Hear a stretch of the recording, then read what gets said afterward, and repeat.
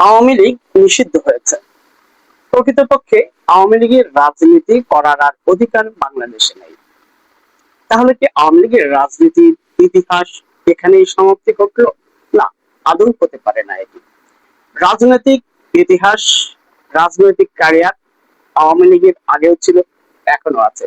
আওয়ামী লীগ কোনো বানে ভাষা রাজনৈতিক দল না। আওয়ামী লীগ কোনো বিপদ সংগঠন না।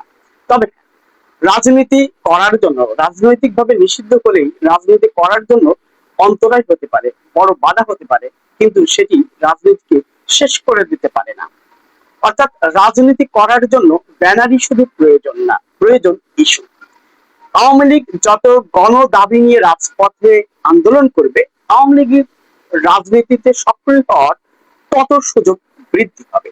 অর্থাৎ জনগণের যে দাবি, জনগণের যে আশা আকাঙ্ক্ষার দাবি, সেই দাবিগুলো নিয়ে আওয়ামী লীগ রাজপথ গরম করতে পারে, উত্তপ্ত করতে পারে। অর্থাৎ যত বেশি গণ দাবি নিয়ে আওয়ামী লীগ রাজপথে অংশগ্রহণ করবে, আওয়ামী লীগের রাজনীতি ঠিক ততটাই আবার সক্রিয় হতে থাকবে।